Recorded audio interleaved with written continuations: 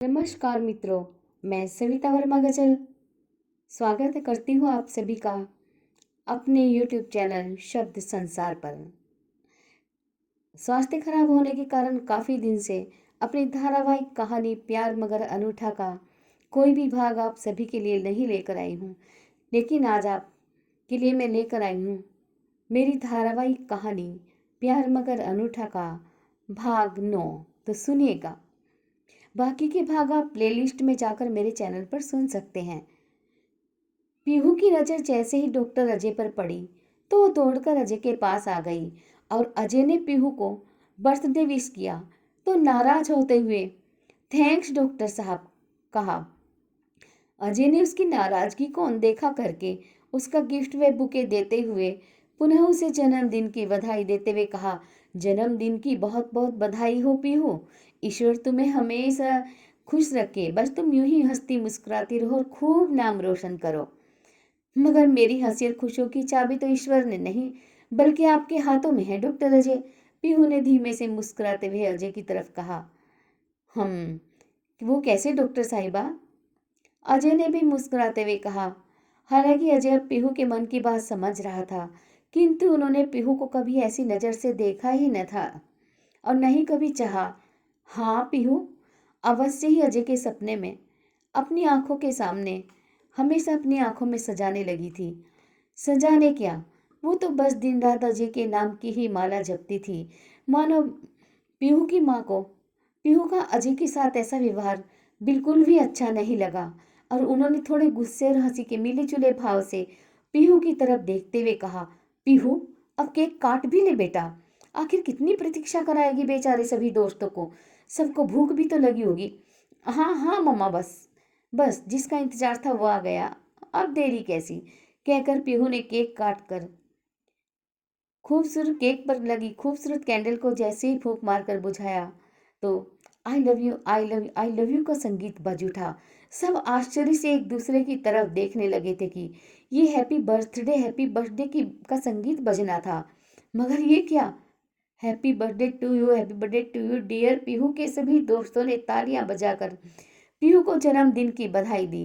पीहू ने केक काटकर केक का एक टुकड़ा सबसे पहले डॉक्टर अजय को खिलाना चाहा, किंतु अजय ने पीहू की स्थिति को हंसी में टालते हुए कहा और उसका हाथ पकड़ उसके मम्मी पापा की तरफ करते हुए, सबसे पहला हक तो तुम्हारे मम्मी और पापा का है पीहू। पीहू अपने आप में झेप सी गई और उसने अपने मम्मी पापा दोनों को केक खिलाया और बाद में डॉक्टर अजय को भी। डॉक्टर अजय ने भी पीहू को केक खिलाते हुए फिर से हैप्पी बर्थडे डियर पीहू कहा।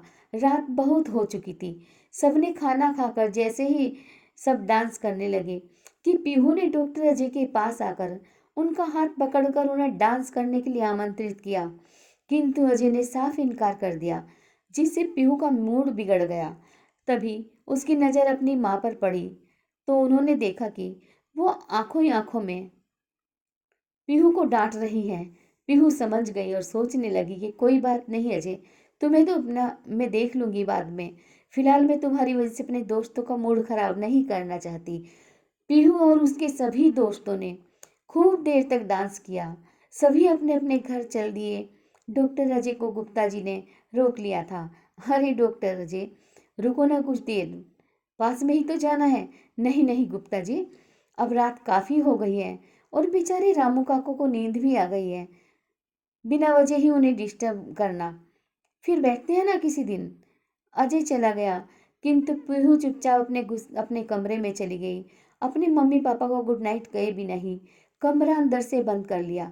तभी गुप्ता जी की पत्नी ने उनसे कहा, ये आज देख रहे थे आप अपनी लाडली को, आखिर क्यों वो उस डॉक्टर के पीछे पड़ी है? अरे बच्ची है, थोड़ा हंसी मजाक तो चलता है भाग्यवान, क्यों बात का बतंगड़ बना रही हो? सो जाओ तुम भी। हाँ हाँ मैं तो सो ही जाऊंगी, पर तुम्हारा पीहू को इतनी आज़ादी देना ठीक नहीं है।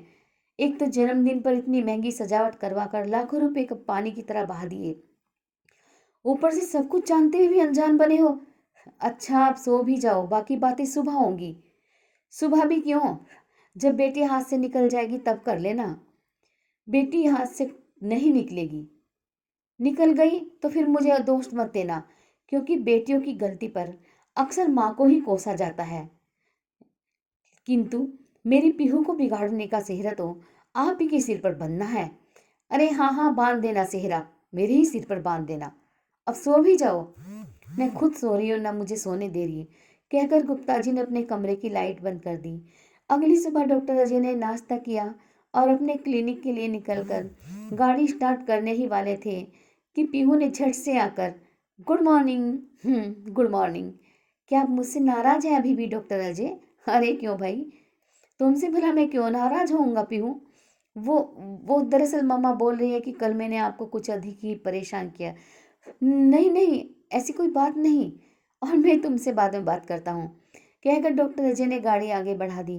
पीहू तुनक कर वहीं खड़ी रह गई, मन ही मन सोचने ही लगी कि तुम्हें पीहू यहाँ यूं क्यों खड़ी है? चल बेटा, अपनी पैकिंग भी तो करनी है तुझे। हाँ मम्मा, आखिर आप जो चाहती हैं वो हो ही गया।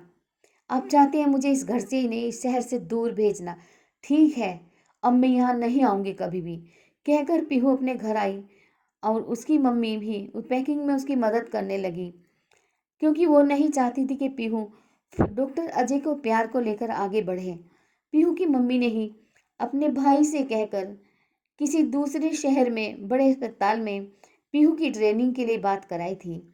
पीहू की माँ गलत भी तो नहीं थी, आखिर डॉक्टर अजय और पीहू में उम्र का भी तो 9-10 साल का अंतर था। अजय एक गंभीर स्वभाव का था, तो वहीं पीहू अत्यंत चुलबुली और जिद्दी किस्म की लड़की। वो अजय के साथ कभी खुश नहीं रह सकती थी, तो बस अजय के पीछे पागल थी। डॉक्टर अजय डॉक्टर होने के साथ साथ एक अच्छे इंसान भी हैं, किंतु वो तो कभी अभी तक पीहू तो नासमझ ही बनी रहती है। पीहू उदास मन से कल सुबह के लिए अपनी तैयारी कर रही थी कि गुप्ता जी अपनी बेटी को यूं उदास नहीं देख पा रहे थे। उन्होंने पीहू को धीरे से समझाया, ए मेरी परी, उदासी को उतार फेंकना, तो बस अपनी प्रैक्टिस शुरू कर। मैं डॉक्टर अजय से बात करके देखता हूँ, लेकिन बेटा एक बात तुझसे कहना चाहूंगा। वो क्या पापा? पीहू ने उदास स्वर में अपने पापा की तरफ देखते हुए कहा, बेटा तेरे लिए क्या अच्छे लड़कों की कमी है? और फिर डॉक्टर अजय तुझसे कम से कम 10 साल बड़े होंगे, फिर भी तू मानती नहीं।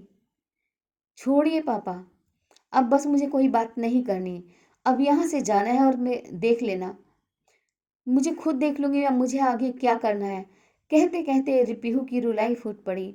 उसके पापा ने अपने कंधे से उसका सिर टिकाकर उसके सिर पर हाथ फेराते हुए कहा, ऐसी बातें नहीं करते बेटा, तू तो जान है हमारी, आखिर और है ही कौन हमारा जो तू ऐसे रोती है पगली। देख तुझे कसम है मेरी और तेरी मम्मी की कसम तो बिल्कुल मत देना, वरना तोड़ दूंगी।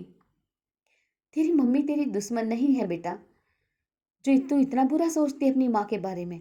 बस पापा, रहने दो, मुझे कुछ मत कहो। मम्मी तो मुझे भेजना ही चाहती है इस घर से, इस शहर से बहुत दूर। बस अब बस कर बेटा, तेरी मम्मी ने सुन लिया तो टूट ही जाएगी। वो माँ है तेरी, वो जान देती है तुझ पर, वो जो सोचती है तेरे भले के लिए ही सोचती है, और तू समझ नहीं रही बेटा। पीहू देख, तुझे अजय से भी अच्छा लड़के को मिल जाएगा, फिर भी तू तो जानती है कि। बस पापा, मुझे भी एक भी शब्द नहीं सुनना, नहीं सुनना मुझे कुछ भी कि मम्मा क्या कहना चाहते हैं, आप क्या कहना चाहते हैं। आप दोनों बस अपनी चलाते हैं, मेरी तो किसी बात की आपको कोई इम्पोर्टेंट ही नहीं है।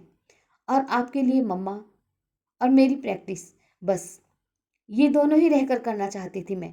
मम्मा ने तो मामा जी से बोलकर मुझे यहाँ से दूर भेजने की प्लानिंग बना ही ली, जैसे मैं कोई गाय भैंस हूँ कि जब चाहो वहाँ बांध दो। अब तो जा रही हूँ ना, फिर क्यों सफाई दे रहे हो? पीहू फिर से रोने लगी। उसके पापा ने चुप कराते हुए कहा। काफी देर तक बाप बेटी एक दूसरे की तरफ देखते रहे, क्योंकि अब पीहू के पापा को कुछ बोलते नहीं बन रहा था। अपनी लाडली को ऐसे रोते देख उनका मन भी दुखी हो रहा था, किंतु करते भी क्या? आखिर पीहू की माँ भी तो ठीक ही कह रही है। वो सोचने लगे, माना डॉक्टर अजय सुंदर है, हैंडसम है, समझदार है और सहयोग करने वाला भी है, और पीहू से उम्र में बड़ा भी है, किंतु वो पहले से शादीशुदा भी तो है। भले ही उसकी पत्नी इस दुनिया में ना रही हो, किंतु पीहू वो तो भी बच्ची है, समझ की कच्ची है। बस एक आकर्षण है, इस आकर्षण को प्यार समझ बैठी है ये पागल लड़की। खैर, कहते हैं ना कि वक्त सबसे बड़ा मरहम होता है, बड़े से बड़े जख्म को भर देता है।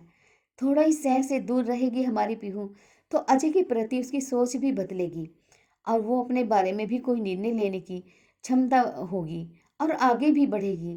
क्या सोच रहे हैं आप? यही कि मैं पीहू की सबसे बड़ी दुश्मन हूँ?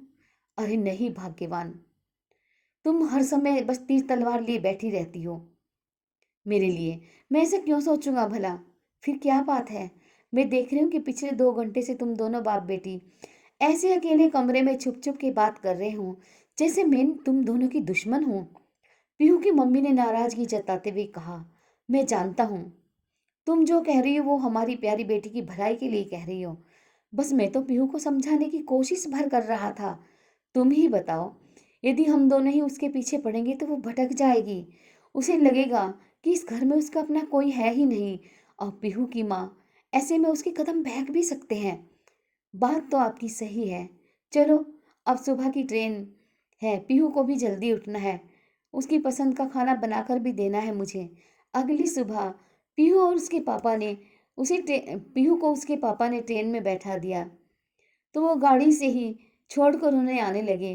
किंतु पीहू के मामा जी ने पहले रिजर्वेशन करवा लिया था। उनका कहना था कि थोड़ा उसे भी अपने हिसाब से निर्णय लेने का अवसर दीजिए। सुख सुविधाओं की इतनी आदी न बनाए उसे। पीहू के जाते ही मानो घर की रौनक चली गई। नौकर भी कोई काम पूछते तो पीहू की माँ बोलती कि अपनी मर्जी से कर लो, उसका कुछ भी मन नहीं है बताने का।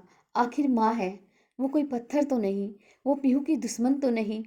पीहू के जाते समय पीहू ने पलट कर भी नहीं देखा, बस ऊपरी मन से बाय मम्मा कहकर चली गई अपने पापा के साथ गाड़ी में। पीहू के पापा रास्ते भर पीहू से हंसी मजाक की बातें करते रहे, क्योंकि वो नहीं चाहते थे कि उनकी लाडली मन में कोई मैल, कोई कड़वाहट लेकर जाए। जल्दी ही पीहू से मिलने के वादे के साथ उन्होंने पीहू को विदा किया। बाद में उनकी आंखें भी भर आई। वो जानते थे कि उनकी पीहू उन्हीं के लाड़ प्यार से इतनी बिगड़ी है, लेकिन ईश्वर की कृपा से अब उसकी मनोदशा व सोच में बदलाव आएगा ही। नए दोस्त बनेंगे और व्यस्तता भी तो बढ़ेगी।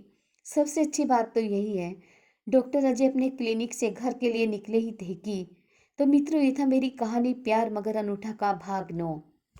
कहानी आपको कैसी लग रही है अवश्य बताइएगा और हमारे चैनल को लाइक शेयर और सब्सक्राइब अवश्य कीजिएगा।